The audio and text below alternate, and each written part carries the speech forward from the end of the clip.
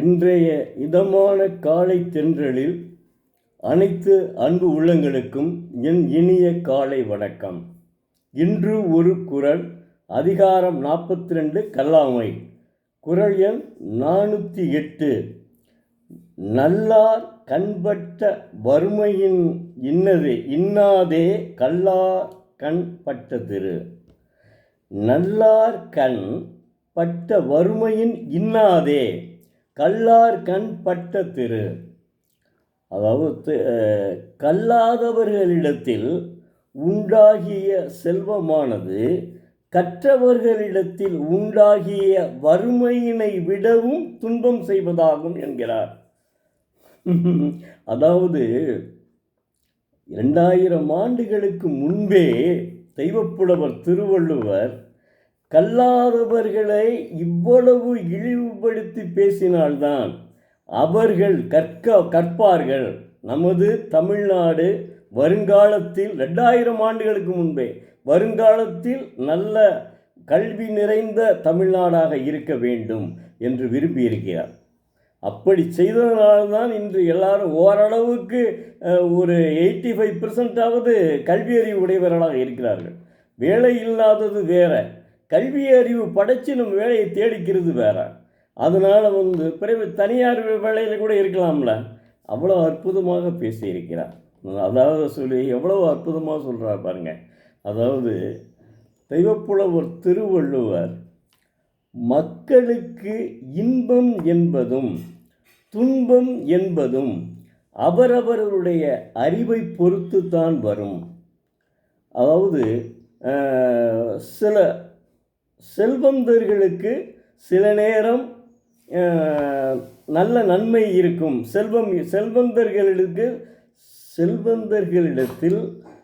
செல்வம் இருக்கும், ஆனால் அந்த செல்வத்தால் பயனில்லை.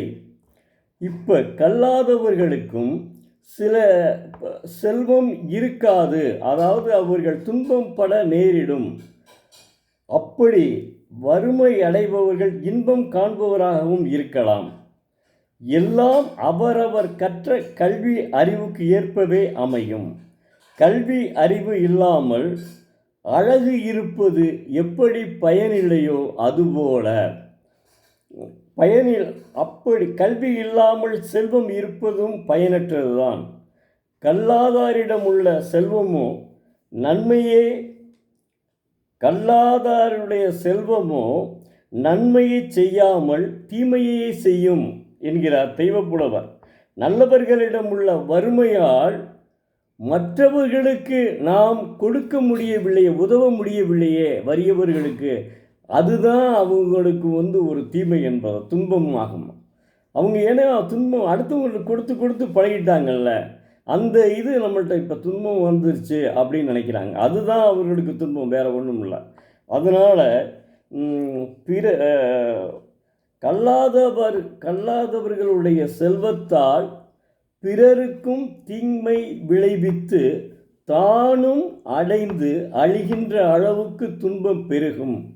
கல்லாதவர்களிடம் துன்பம்தான் பெருகுமே ஒழிய செல்வத்தால் நன்மை இல்லை என்று அவருடைய கருத்து இதுதான்.